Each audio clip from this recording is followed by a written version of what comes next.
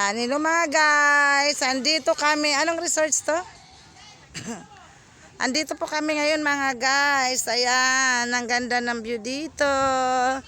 Tingnan nyo oh. Ang ganda ng resorts dito.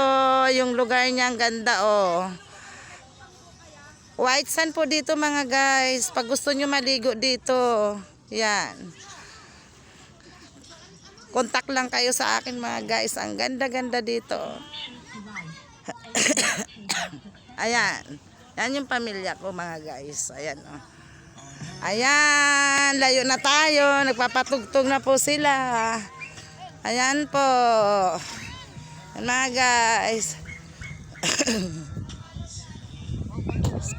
Excuse po mga guys. Excuse lang. Masamid ako eh. Ayan. Ayan yung mga anak ko. Mga apo ko oh. Ang sarap ng ligo nila mga guys.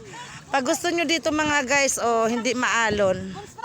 Oh, malinaw, malinaw. Malinaw yung dagat. Ayan oh. Ayan, 'di ba? White sand dito mga guys. Ang ganda-ganda oh. Ayan mga guys, tingnan nyo. Mga lods, shout out po sa team Worldwide. Team Achiever Worldwide 2024 and Tao Team Christine, Team Russell. Yan. Baka gusto nyo dito mga guys. Ayan, ang sarap dito maligo po. Sinasabi ko lang po sa inyo, promise. Sulit na sulit po dito. Yan. Ayan po. Sila o naliligo yung pamilya po. Ayan. Kami lang po dito mga guys. Kami lang po dito. Yan. Nerent ng anak ko ito. Ayan mga guys. Nakita nyo naman walang ibang tao dito. Kundi kami lang dito sa area na ito. Ayan. Yan. Binayaran ng anak ko. Itong area na to. Ang ganda mga guys.